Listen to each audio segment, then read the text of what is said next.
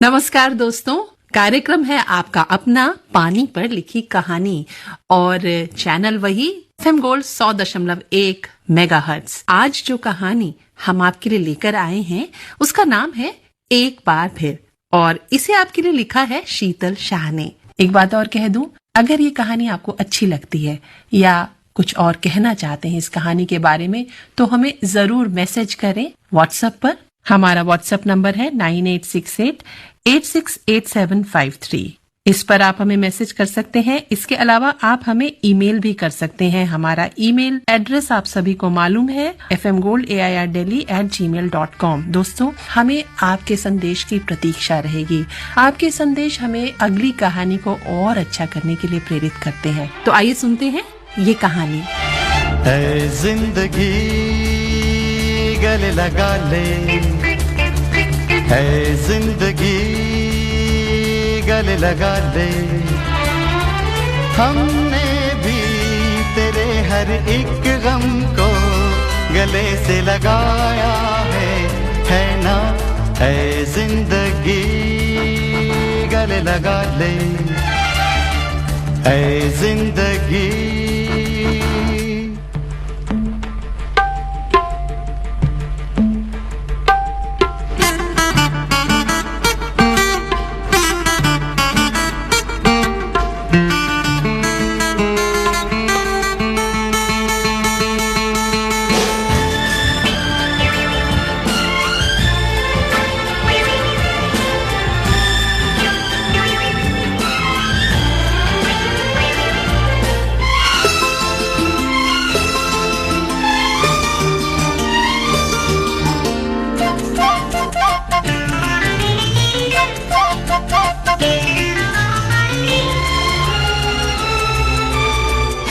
हमने बहाने से छुपके जमाने से पलकों के पर्दे में घर भर लिया। हमने बहाने से छुपके जमाने से पलकों के पर्दे में घर भर लिया।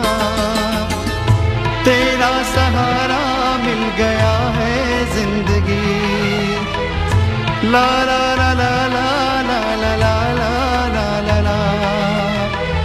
तेरा सहारा मिल गया है जिंदगी, ऐ जिंदगी गले लगा ले, ऐ जिंदगी गले लगा ले, हमने भी तेरे हर एक गम को गले से लगाया है ना। ऐ जिंदगी गले लगा ले, ऐ जिंदगी। दोस्तों, गुलजार साहब की कलम से निकला ये गीत जो कागज के सीने पर उकेरा गया है, ये शायद हर उस दिल का हमदर्द बन गया होगा जिसने जिंदगी के दर्द में अपना मरहम ढूंढने की कोशिश की होगी। वैसे तो जिंदगी कितना कुछ सिखाती है ना। कभी लेती है तो कभी कुछ ना कुछ देती है, कभी जिंदा रहने का मकसद ही छीन लेती है तो कभी बिन मांगी मुरादों से दामन भर देती है, कभी दुखती रग पर हाथ रखती है तो कभी बिन वजह ही खुशी की बौछारें कर देती है। और इन सब बातों को गौर से समझना मेरे लिए जरूरी था, इसीलिए तो मैंने ये पेशा चुना है। नहीं, मैं कोई शायर या कवित्री नहीं हूँ दोस्तों, मैं हूँ एक प्रोफेशनल काउंसलर और मैं जिंदगी के उस आयाम को समझना चाहती हूँ जिसका सरोकार है दर्द से। क्या वाकई जिंदगी दर्द देती है या बेहतर इंसान बनाने की कोशिश में वो हमें गमों की तपिश पर रखती है? कहीं ऐसा तो कुछ नहीं है ना कि जिंदगी जो है ना वो सारे गामा के सुर छेड़ रही है और हमें लग रहा है कि वो सारे गम हमें दे रही है और उसी को मानकर हम अपने आप को कोस रही हैं। सीने में दर्द का बोझ उठाए लोगों को मैं तहे दिल से काउंसलिंग देती हूँ। सच बताऊं, कभी लगता है हर मरीज अपने दर्द का इलाज खोज रहा है तो कभी महसूस होता है कि उसे चाहिए एक हमदर्द।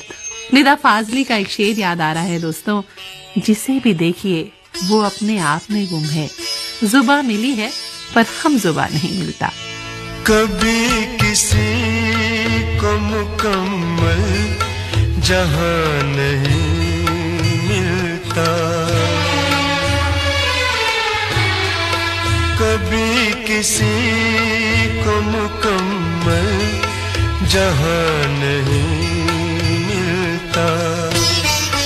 कहीं ज़मीन तो कहीं आसमान नहीं मिलता।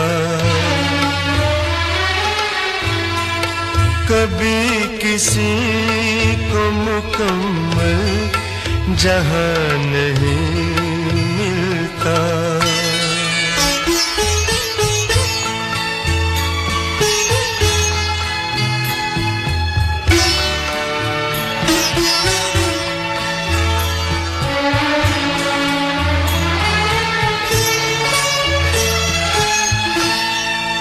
जिसे भी देखिए वो अपने आप में गुम है। जिसे भी देखिए वो अपने आप में गुम है। जुबान मिली है मगर हम जुबान नहीं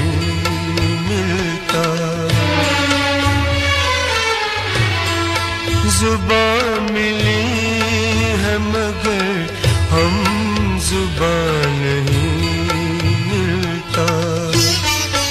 कभी किसी को मुकम्मल जहां नहीं मिलता। तो जो मेरी काउंसलिंग होती है उसके दौरान मरीज दिल खोलकर मुझसे बात करते हैं, अपनी दास्तान बयान करते हैं। मैं उन्हें बस सुनती हूँ। मैं ये दावा तो नहीं करती कि उनके सारे गमों का इलाज मेरे पास है। मैं तो बस उन्हें एक आईना दिखाती हूँ और अपनी जिंदगी के दामन पर लगी सलवटों को ठीक ठाक करने का काम तो उनका अपना ही होता है। मैं 20 सालों से इस प्रोफेशन से जुड़ी हूँ और हर वक्त के साथ मैंने अपने आप को अपग्रेड किया है। जिंदगी के गमों के साथ साथ टेक्नोलॉजी को भी गले से लगाया। ऑनलाइन काउंसलिंग भी कर लेती हूँ, साथ बैठकर भी। 30 मिनट के एक सेशन में मरीज अपनी परेशानियां और उलझनों को बांटता है और फिर मैं उसकी जरूरत को देखकर उस सेशन की संख्या को तय कर लेती हूँ। फोन पर भी मरीज से बात करती हूँ। अब आजकल महानगरों में काउंसलिंग के क्लिनिक तक आने का वक्त है किसके पास? शहरों की जिंदगी को फास्ट लाइफ कहने वालों, मैंने यहाँ के ट्रैफिक में जिंदगी को रेंगते हुए देखा है। शायद दर्द से मेरा रूहानी नाता है। किसी के मुस्कुराते चेहरे के पीछे दर्द को मैं आसानी से पहचान लेती हूँ। कई लोग तो अल्फाजों का नकाब ओढ़कर चलते हैं, लेकिन फिर भी उस पर छिपने वाले दर्द की आवाज मुझे आ जाती है। शायद इसीलिए मुझे इस शहर की एक दिग्गज ऑनलाइन काउंसलर माना जाता है। इतने सारे मरीजों के गम सुनती हूँ, लेकिन अपनी कश्मकश वो किससे बयां करूं? जवाब है ये मेरी डायरी, जिसके पन्नों पर मेरी दास्तान जिंदगी दर्ज है। वक्त का तकाजा है कि इस वक्त मैं अपनी बातों को अल्प विराम दूं और बताऊं आपको अपनी कहानी। कुछ मिनटों के बाद ही मेरा अगला सेशन शुरू होगा। हमारे प्रोफेशन में व्यक्ति के जो डिटेल्स होते हैं उनको कॉन्फिडेंशियल रखना बहुत जरूरी होता है, तो मैं आपको अपने मरीज का नाम नहीं बताऊंगी। अलबत्ता इतना जरूर कहूंगी कि ये बच्ची बहुत ही प्यारी है, बहुत ही संवेदनशील। मैं पिछले 2 साल से इसकी काउंसलिंग कर रही हूँ। मोहब्बत करना जानती है और निभाने के लिए जान पर भी खेल सकती है। गीत संगीत तो इसका जुनून है। जिसे वो अपना जीवन साथी बनाना चाहती है वो एक बेहतरीन ड्रम्स प्लेयर है और ये लड़की ये उभरती हुई गायिका है। दोनों मिलकर संगीत की दुनिया में अपना वजूद बनाना चाहते हैं। लेकिन पीएस के पापा, पीएस यानी ये लड़की, इसके पापा उसे अपने बिजनेस का वारिस बनाना चाहते हैं और बिजनेस मैनेजमेंट की डिग्री थोपना चाहते हैं। यूं तो मैंने बहुत सारे लोगों की काउंसलिंग की है, लेकिन पीएस से बात करना मुझे बहुत अच्छा लगता है। शायद इसीलिए कि इसकी जिंदगी की दास्तां मुझे अपने अतीत में ले जाती है। इतनी ही शिद्दत से मैंने भी मोहब्बत की थी। मेरे भी पापा अपनी महत्वाकांक्षा मुझ पर थोपना चाहते थे। हाँ, लेकिन ये वक्त मेरी बात का नहीं है, वक्त है पीएस की बात सुनने का। मैम, जो पिछली बातचीत मैंने आपसे की थी और आज के सेशन में आपको पता है 2 नए डेवलपमेंट हुए हैं। कल्चरल एक्सचेंज प्रोग्राम में केपी और मेरा सिलेक्शन हो गया है। हम दोनों को बार्सिलोना म्यूजिक एकेडमी में ऑफर मिला है। वाह, वेल डन। लेकिन केपी, तुम्हारी आवाज में जो खुशी है वो नकली क्यों लग रही है? पापा की मुलाकात केपी से हुई है मैम। व्हाट? हाँ, पीएस क्या हुआ बताओ ना। पीएस चुप हो गई। केपी की मम्मी म्यूजिक टीचर है। She is a single mom. I respect her a lot. लेकिन मेरे पापा ने केपी से बात करके इस बात को फोकस किया कि उसकी मंथली इनकम कितनी है। पापा ने ये कोशिश की कि केपी म्यूजिक के मास्टर बनने के बजाय बिजनेस मैनेजमेंट में हायर स्टडीज करे। यहां तक कि उन्होंने ये भी ऑफर कर दिया कि अगर केपी और मैं बिजनेस स्टडीज के लिए अब्रॉड जाएंगे तो वो केपी को और मुझको दोनों को स्पॉन्सर करेंगे। अच्छा, ये तो ठीक है, लेकिन तुम्हारा रिस्पॉन्स क्या रहा और केपी का क्या रिस्पॉन्स रहा? वो क्या कहता? उसने कहा कि बचपन से ही मम्मा उसकी रोल मॉडल रही है। बोलना सीखने से पहले उसने गाना सीखा था। बिजनेस की पढ़ाई से सिर्फ पैसा कमाना मुमकिन है, पर संगीत को वो पूरी शिद्दत से अपनाकर रूहानी दौलत कमाना चाहता है। अच्छा, तो तुम्हारे पापा का क्या रिएक्शन रहा ये सुनकर? पापा ने कहा कि जवानी के जोश में तुम दुनियादारी का होश भूल रहे हो, और सिर्फ इतना ही नहीं, वे तो मुझे वहां भेजना ही नहीं चाहते। ये कहकर वो फिर रोने लगी। अब दुविधा इस बात की थी कि सेशन का समय समाप्ति होने वाला था। हम कल से फिर बात करेंगे। रोने से किसी भी समस्या का हल नहीं निकलता। देखो, हालातों का सामना केपी कितनी अच्छी तरह से कर रहा है। मैं तुमसे फिर बात करूंगी, याद रखना, कल सुबह 10 बजे। पीएस से बात करने के बाद न जाने क्यों मैं जज्बाती हो गई। ऐसा हर बार क्यों होता है? शायद निदा फाजली का कहना सही है, बुझा सका है भला कौन वक्त के शोले, बुझा सका है भला कौन वक्त के शोले। ये ऐसी आग है जिसमें धुआं नहीं मिलता। ये ऐसी आग है जिसमें धुआं नहीं मिलता। कभी किसी को मुकम्मल जहां नहीं मिलता।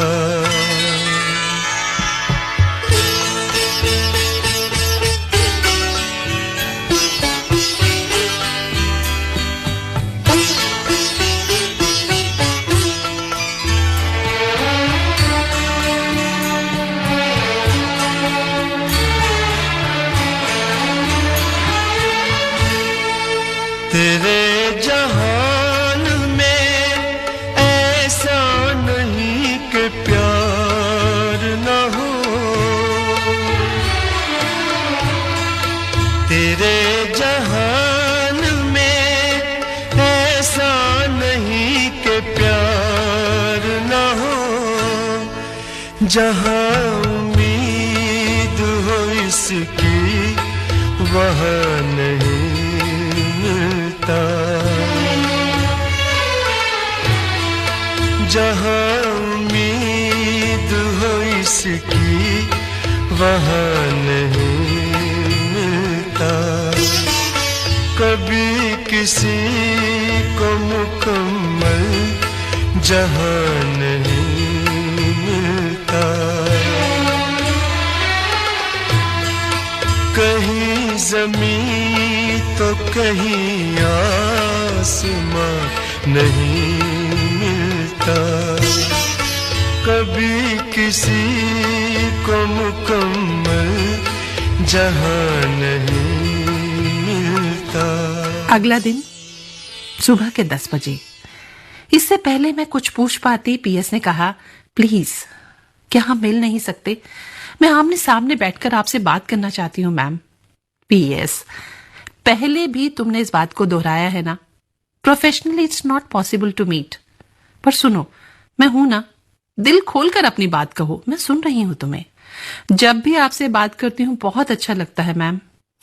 मेरा प्रोफेशन तो यही है ना, लोगों को सुनना। नहीं मैम, ऐसी बात नहीं है। इतनी निश्चिंतता से मैं सिर्फ केपी से ही बात कर पाती हूँ, या फिर आपसे, because you are not judgemental about me. अच्छा ये बताओ, तुम्हारी मम्मी से तुम्हारा इक्वेशन कैसा है?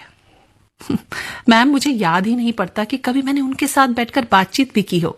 गुड मॉर्निंग और गुड नाइट ये भी बड़ी मुश्किल से होते थे। तुम अपनी मम्मी पापा की इकलौती बेटी हो ना? हाँ, पर मैं शायद गलती से आ गई। PS, not for you to say that. ये कोई बोलने का तरीका नहीं। नहीं मैम, मैंने कभी भी उनको साथ नहीं देखा। हमेशा झगड़ते रहते थे। मम्मी को पापा से बहस करने से फुर्सत मिल जाती तो वो अपनी किटी फ्रेंड से गॉसिप करना शुरू कर देती। ब्यूटी पार्लर और ब्रांडेड कपड़ों की शॉपिंग के बीच मेरे लिए कहाँ वक्त रहता उनके पास। क्या अभी उनके साथ? नहीं मैम, मैं शायद आपको बताना भूल गई ना, 3 साल पहले उनका एक्सीडेंट हो गया था। Oh KP, I am very sorry to hear this. तो उसके बाद तुम्हारे पापा का क्या रुख रहा? आपको विश्वास नहीं होगा, यू वोंट बिलीव। पापा पूरी कोशिश करते कि मेरे लिए वक्त निकाल सकें, लेकिन इट्स स्ट्रेंज, कभी back to back business meetings के कारण घर पर रह ही नहीं पाते थे। तो मुझे अपने साथ ले जाते, दुबई, सिंगापुर, इस तरह की प्लानिंग करते कि क्लाइंट मीटिंग के साथ साथ मेरे साथ भी हॉलिडे प्लान कर लो। ओह, यानी मम्मी के जाने के बाद तुम्हारे पापा ज्यादा जिम्मेदारी लेने लगे। ओह मैम, आप समझ ही नहीं पाए। असली बात ये थी कि मैं उनके बिजनेस में दिलचस्पी लेना शुरू कर दूं। उनके टाइम स्पेंड करने की वजह में वो चाहते थे कि वीकेंड्स में मैं उन्हीं के साथ बिजनेस मीटिंग अटेंड करूं। बार बार वही टॉपिक ले आते कि बेस्ट फॉरेन यूनिवर्सिटी कौन सी है, बिजनेस मैनेजमेंट की कौन सी डिग्री सबसे अच्छी है। उनका सपना है कि एक दिन फोर्ब्स मैगजीन में मेरा बेस्ट बिजनेसवुमन के तौर पर नाम आए। So business is his passion. No ma'am, not passion, obsession. KP से बात करते वक्त उसका फोकस सिर्फ उसके फैमिली के बैंक बैलेंस और स्टेटस पर था। अच्छा ठीक है केपी, फिर अगले सेशन में हम यही डिस्कस करेंगे कि आखिर तुम्हारे पापा को दौलत को लेकर इतनी इनसिक्योरिटी क्यों है। मैम, क्या कल अगला सेशन नहीं हो सकता? आपसे मुझे एक बहुत जरूरी बात करनी है। ओके ठीक है, लेकिन एक होमवर्क मैं तुम्हें दे रही हूँ। Try to communicate with your father. Okay, साफ साफ बात करो, कोशिश करो, बताओ उनको कि तुम्हारी प्राथमिकताएं क्या है।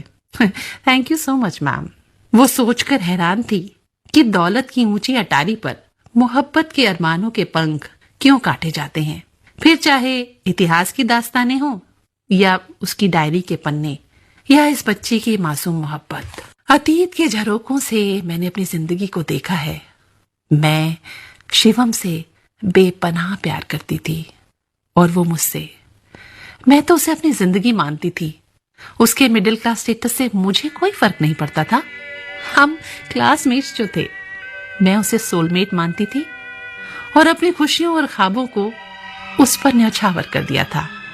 ये थी मेरी पहली मोहब्बत और मेरी आखिरी चाह। इससे पहले एक अमीर बाप की इकलौती बेटी के लिए रिश्तों का सैलाब उमड़ पड़े, मैं चाहती थी शिवम मेरे पापा से मिल ले। आँखों में हमने आपके सपने सजाए हैं, आँखों में हमने आपके सपने सजाए हैं, पलकें उठा के आपने जादू जगाए हैं।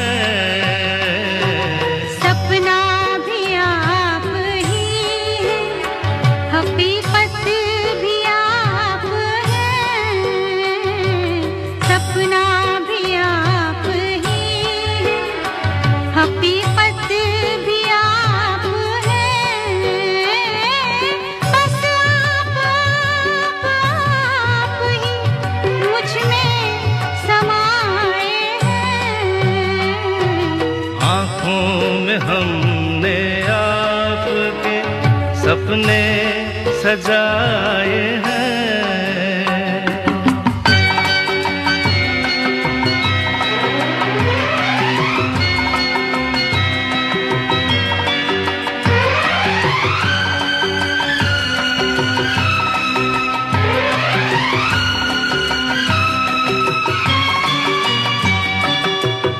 आँखों का रंग ढूंढा है हीरे तराश कर, दिल में सजाएंगे ये रंग यूं ही उम्र भर। मुश्किल से जिंदगी के, मुश्किल से जिंदगी के रंग हाथ आए हैं, आँखों में हमने आपके सपने सजाए हैं।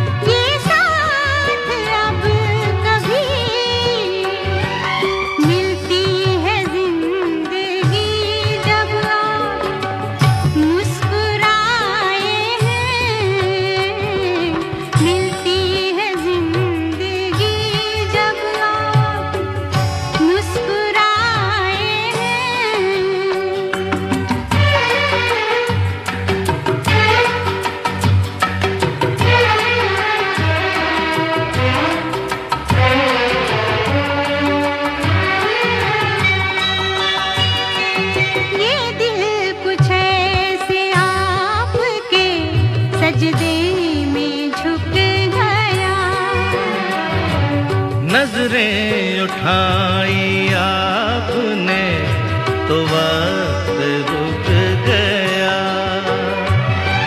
ठहरे हुए पलों में, ठहरे हुए पलों में ज़माने बिताए हैं,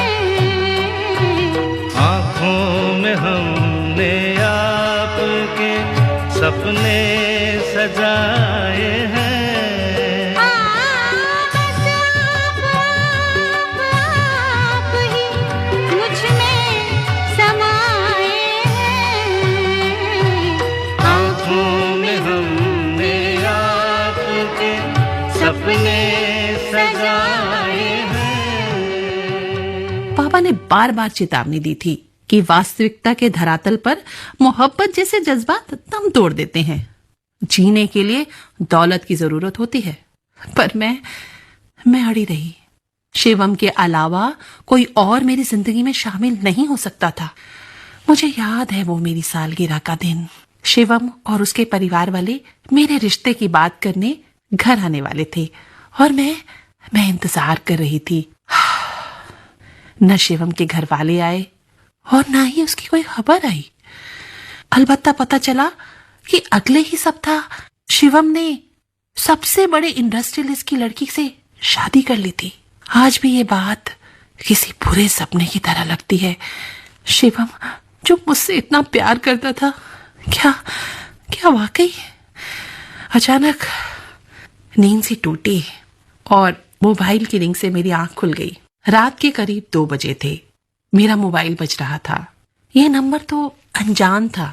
हेलो, मानसी मैम, सॉरी, मैं इतनी रात गए आपको फोन कर रहा हूँ। सॉरी, मैं बोल रहा हूँ Kunal Piramal, I mean KP. Kunal, हाँ प्लीज बोलो क्या हुआ? Ma'am please, I need your help.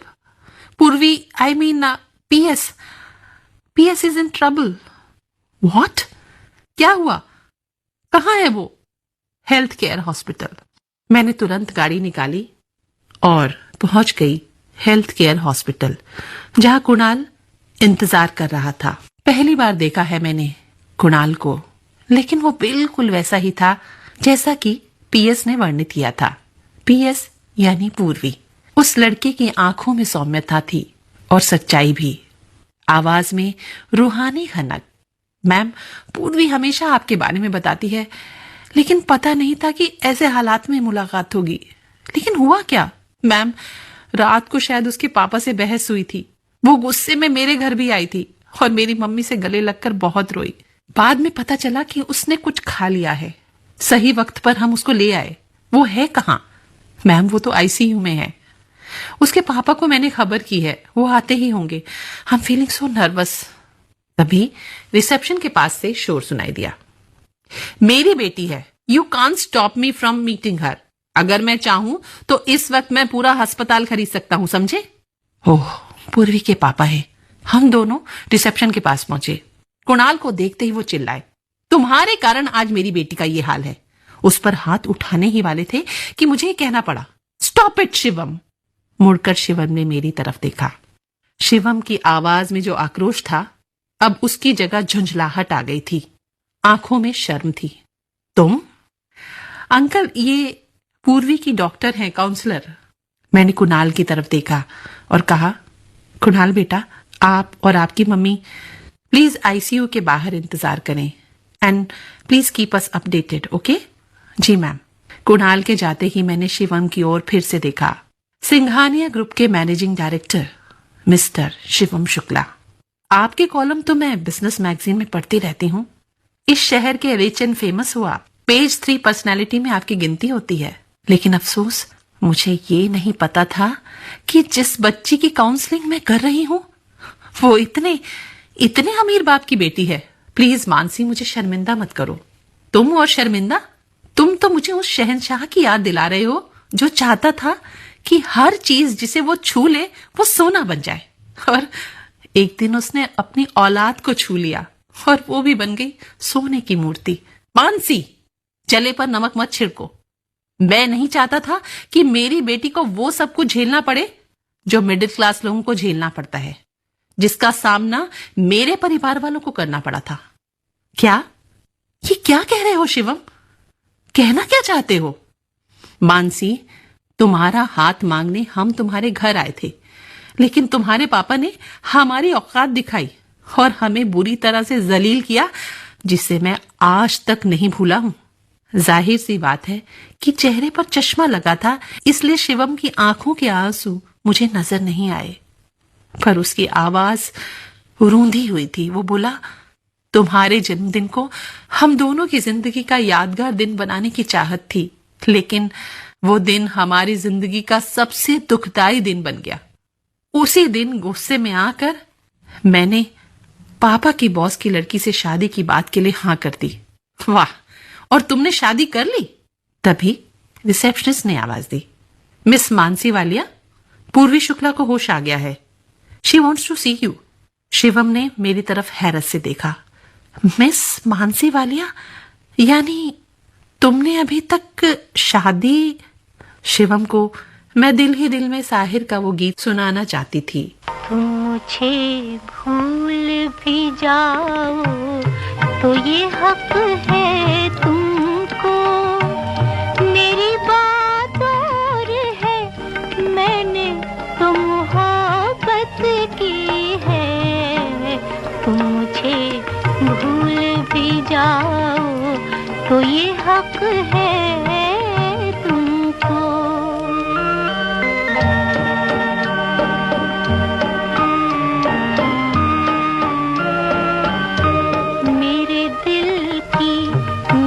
जज्बात की कीमत क्या है, उलझे उलझे से ख्यालात की कीमत क्या है।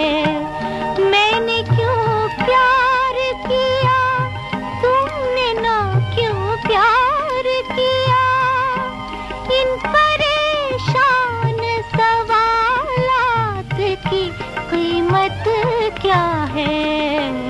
तुम जो ये भी ना बताओ तो ये हक है तुमको, मेरी बात और है, मैंने तो मोहब्बत की है। तुम मुझे भूल भी जाओ तो ये हक है तुमको।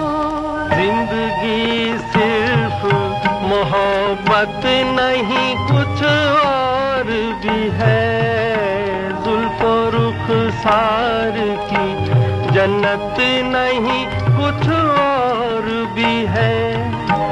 भूख और प्यास की मारी हुई इस दुनिया में इश्क ही एक हकीकत नहीं, कुछ और भी है। तुम अगर आँख चुराओ तो ये हक है तुमको।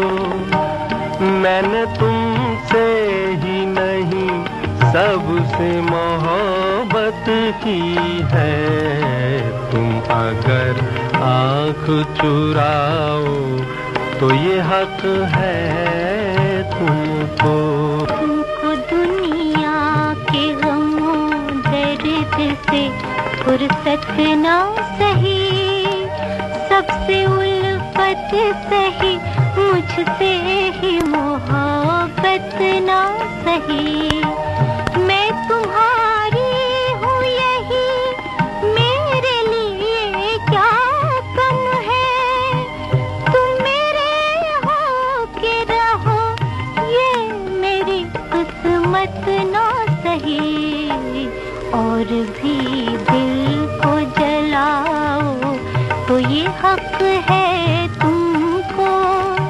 मेरी बात और है, मैंने तो मोहब्बत की है। तुम मुझे भूल भी जाओ तो ये हक है तुमको। मानसी, जिंदगी के ऐसे मोड़ पर मुलाकात होगी सोचा ही नहीं था। एक तरफ मेरी बेटी मौत के मुंह में है और दूसरी तरफ मेरी जिंदगी यानी तुम मेरे सामने खड़ी हो। हजारों अश्क मेरी आंखों की हिरासत में थे। उसने इस कदर मुझे देखा, सबको जमानत मिल गई। 2 पल के लिए मेरे पैरों तले जमीन खिसक गई। What do you mean? Mansi, बीते इन सालों में अपने दिल पर पत्थर रखकर जीता रहा हूं मैं। सोचता रहा कि भले ही तुम मुझसे नफरत करोगी, पर बेहतर जीवन साथी के साथ कहीं ना कहीं सेटल हो जाओगी। जबकि मैंने बस दौलत कमाने का जुनून पाल लिया था। मैं नहीं चाहता था कि मेरी बेटी पूर्वी उस मजबूर हालातों को कभी भी जीवन में देखे जो मैंने देखे थे। सॉरी शिवम, जो पापा ने मेरे साथ किया वही तुम एक बार फिर अपनी बेटी के साथ कर रहे हो। इससे पहले कि मैं कुछ और कहती, शिवम वहीं बैठ गया, सर झुका हुआ, आंखों में आंसू। मानसी, प्लीज हो सके तो मुझे माफ कर दो। नो शिवम, मुझसे नहीं होगा, अपनी बेटी से मांगो। शिवम ने मेरी तरफ देखा और कहा, इस वक्त मेरी बेटी को मुझसे ज्यादा तुम्हारी जरूरत है मानसी। तुम्हें मैं एक बार खो चुका हूं, प्लीज इस बार मैं तुम्हें खोना नहीं चाहता। उसकी आंखों पर लगे चश्मे को मैंने अपने हाथों में ले लिया, दुपट्टे से पोंछते हुए कहा, अब पहन लो, साफ दिखाई देगा। चलो उठो। मैंने अपना हाथ बढ़ाया और उसने हाथ थाम लिया।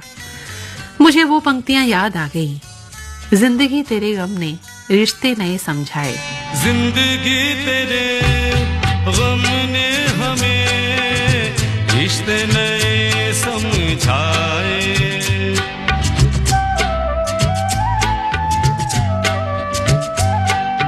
जिंदगी तेरे गम ने हमें रिश्ते नए समझाए।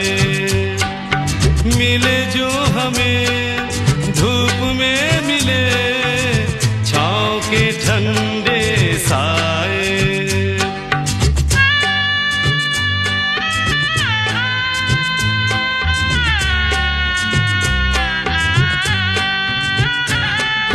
तुझसे नाराज नहीं जिंदगी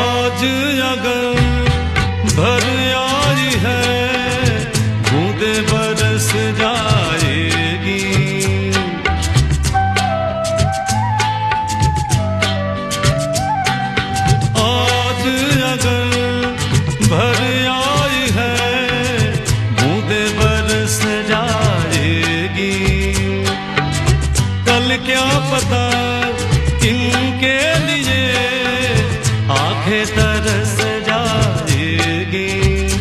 ओ जाने कब गुम हुआ कहाँ खोया, एक आंसू छुपा के रखा था।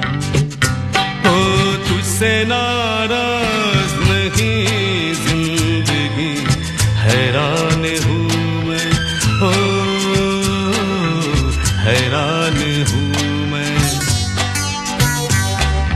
तेरे मासूम सवालों से परेशान हूँ मैं, ओ परेशान हूँ मैं, ओ परेशान हूँ मैं, ओ परेशान हूँ मैं। तो दोस्तों, ये थी कहानी एक बार फिर, जिसे आपके लिए लिखा था शीतल शाह ने। ये कहानी आपको कैसी लगी, इसके बारे में हमें आपके संदेशों का इंतजार रहेगा। इसके लिए आप हमारा नंबर जरूर नोट कर लें, और वो है 9868868753, यानी 9868868753। इसके अलावा आप चाहें तो हमें ईमेल भी कर सकते हैं। हमारा ईमेल एड्रेस नोट कर लीजिए, fmgold@airdelhi@gmail.com। और इसी के साथ हम इस कार्यक्रम को, यानी पानी पर लिखी कहानी को, यहीं समेटते हैं। रश्मि कुकरेती को दीजिए आज्ञा। नमस्कार।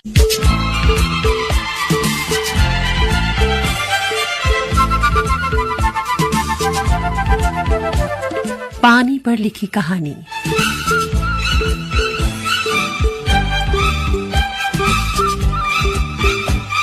एफएम गोल्ड 100.1 मेगाहर्ट्ज पर, जिसमें आप सुनते हैं ऐसी कहानियां जो आपके दिल को छू जाएं।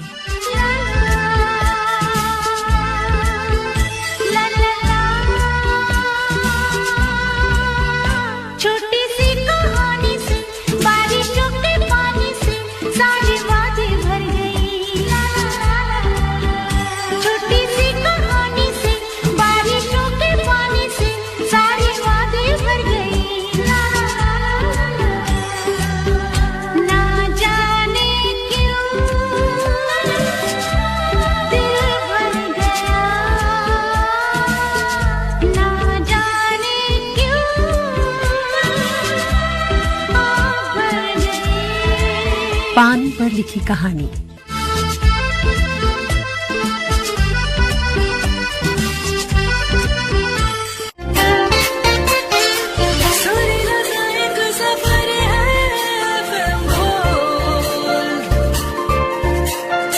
सुरीली सीख डगर है एफएम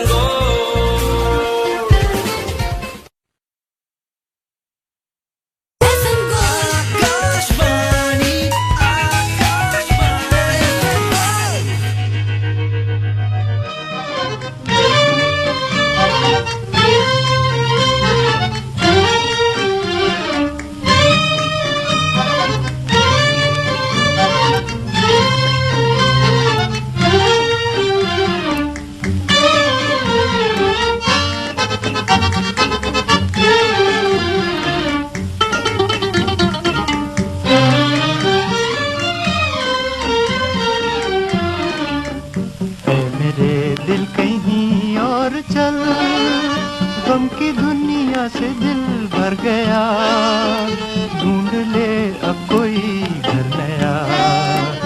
ले मेरे दिल कहीं और चल, गम की दुनिया से दिल भर गया, ढूंढ ले अब कोई घर नया।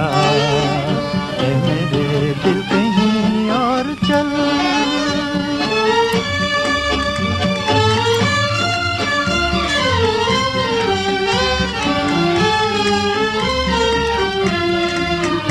चल जहाँ गम के मारे न हो, झूठी आशा के तारे न हो।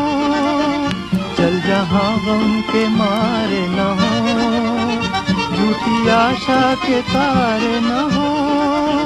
झूठी आशा के तारे न हो। इन बहारों से क्या फायदा, जिसमें दिल की कली जल गई, जख्म फिर से हरा हो गया। और चल।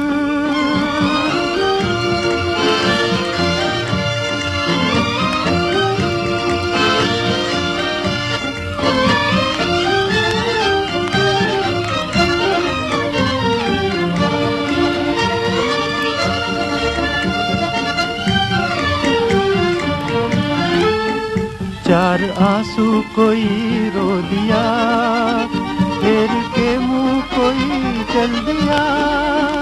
चार आंसू कोई रो दिया, फेर के मुंह कोई चल दिया। फेर के मुंह कोई चल दिया।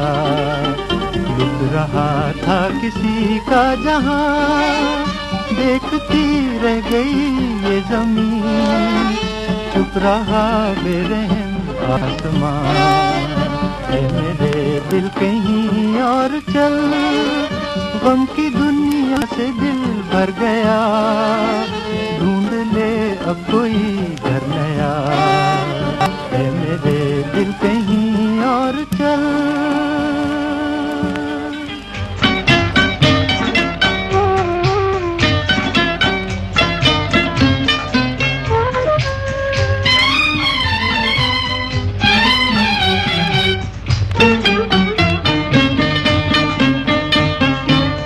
जाऊं कहाँ बताए दिल,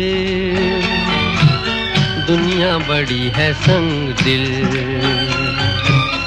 चांदनी आई घर जलाने, सूझे न कोई मंजिल। जाऊं कहाँ बताए दिल, दुनिया बड़ी है संग दिल। चांदनी आई घर जलाने, सूझे न कोई मंजिल। जाऊं कहाँ बताए दिल।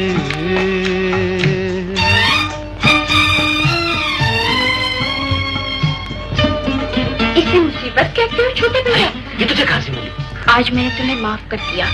रक्षाबंधन के दिन भाई बहनों की रक्षा का वचन देते हैं। मैंने आज तुम्हारी रक्षा की, ये कभी न भूलना। बन के टूटे यहाँ आरज़ू के महल, ये ज़मीन आसमान भी गए हैं बदल। कहती है जिंदगी इस जहां से निकल। कहती है जिंदगी इस जहां से निकल। जाऊं कहाँ बताए दिल, दुनिया बड़ी है संग दिल। चांदनी आई घर जलाने, सूझे न कोई मंजिल। जाऊं कहाँ बताए दिल।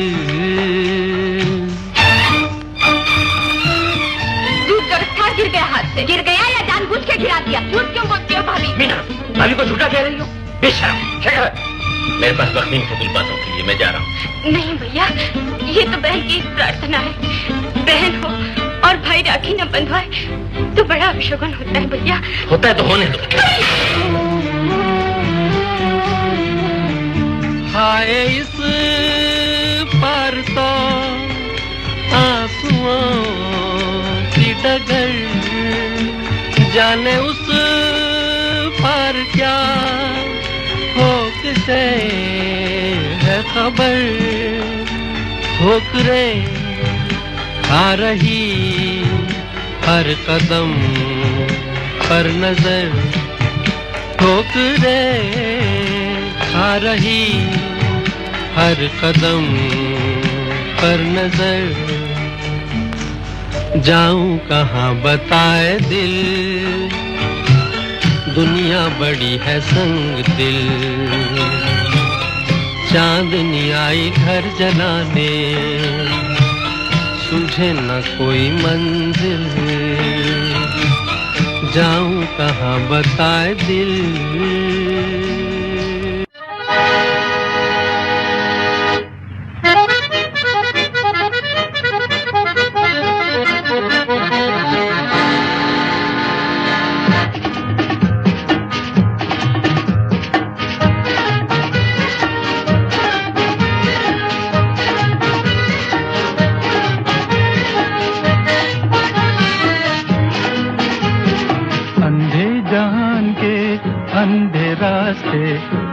तो जाएं कहाँ, अंधे जहान के अंधे रास्ते जाएं तो जाएं कहाँ।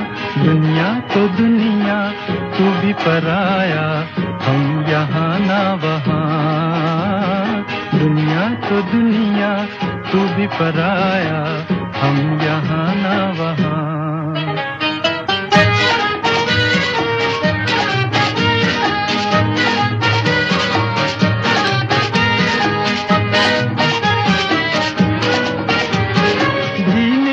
चाहत नहीं, मर के भी राहत नहीं। जीने की चाहत नहीं, मर के भी राहत नहीं। इस पार आंसू उस पार आहे, दिल मेरा बेजुबान। इस पार आंसू उस पार आहे, दिल मेरा बेजुबान। अंधे जहान के अंधे रास्ते जाएं तो जाएं कहाँ।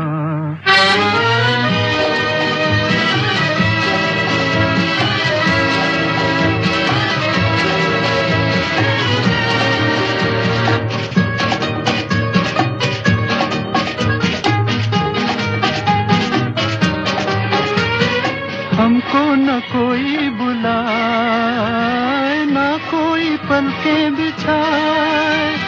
हमको न कोई बुलाए, न कोई पलकें बिछाए।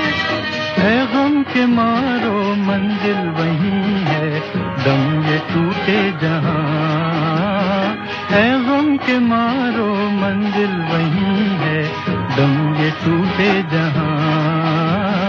अंधे जहान के अंधे रास्ते जाएं तो जाएं कहाँ।